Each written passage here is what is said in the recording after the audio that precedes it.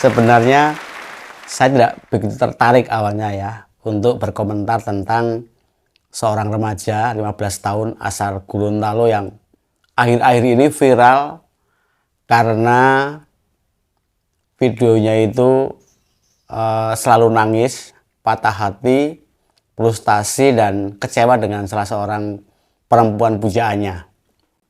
Namun setelah saya lihat videonya, ternyata memang banyak sisi yang menarik dari sosok Fajar Sadboy ini, yaitu tentang keluguannya, ketulusannya terhadap seorang perempuan yang ia cintai.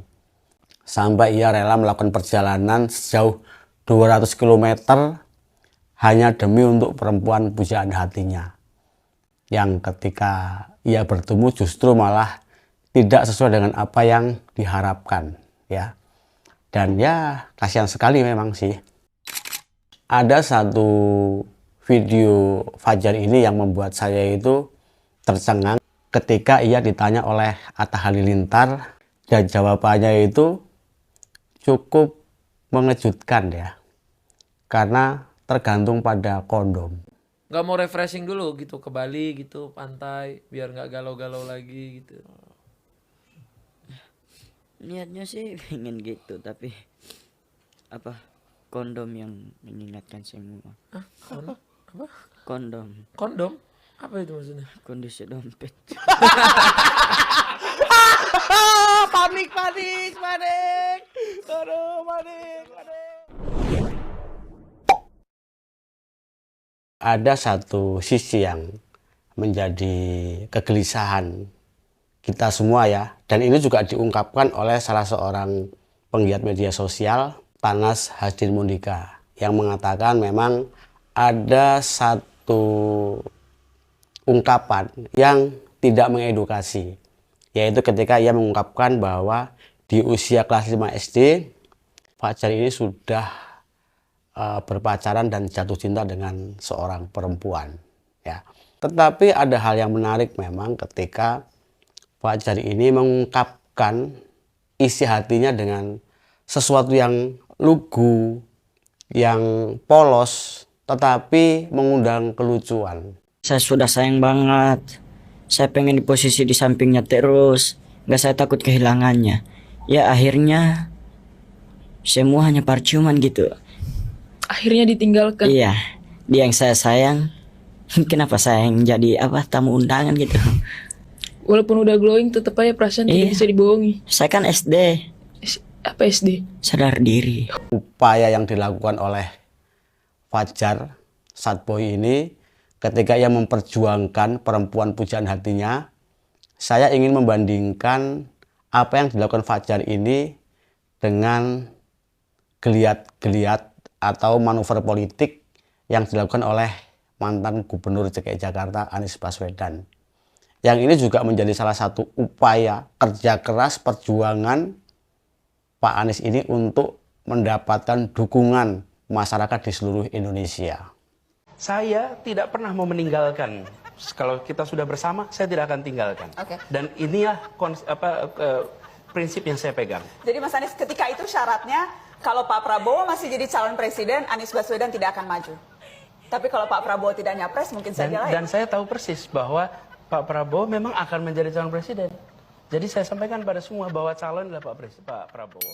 Bukan saya minta, bukan saya melobi, tidak. Saya ditawari dan saya diundang. Di sini kemudian hukumnya beda buat saya. Bagi saya adalah saya ambil, ikut tanggung jawab, atau saya tolak dan pilih jalan nyaman. Ini adalah sebuah arena yang dalam beberapa tahun ini mengalami masalah. Bisa jadi saya kalah, risikonya besar. Tapi minimal pilihan yang saya ambil, saya bisa katakan pada diri saya sendiri dan pada anak-anak saya, bahwa ayahmu tak mundur ketika mendapatkan tantangan untuk mengabdi buat Republik. Ayahmu tak bergetar hanya karena dikritik dan bisa jadi disamakan dengan berbagai macam contoh mereka yang masuk wilayah politik untuk sebuah kekuasaan semata. Kalau pejuang, hadapi, jangan mundur, bertarung sepanjang jalan. Itu namanya sebuah perjuangan. Dan saya pilih untuk turun tangan. Nah, Kenapa ingin saya bandingkan Fajar ini dengan Pak Anies Baswedan? Karena sampai hari ini bakal calon presiden di 2024 yang sangat gencar melakukan safari politik keliling Indonesia ini adalah Pak Anies Baswedan. Tetapi secara politik Partai Nasdem yang mengusung Anies Baswedan ini tidak mempunyai kekuatan di parlemen. Artinya masih membutuhkan koalisi dari partai-partai lain untuk mencapai 20% ambang batas di parlemen. Ini meragukan apakah Anies Baswedan ini bisa diusung sebagai capres oleh Nasdem atau tidak. Karena sampai hari ini Nasdem sendiri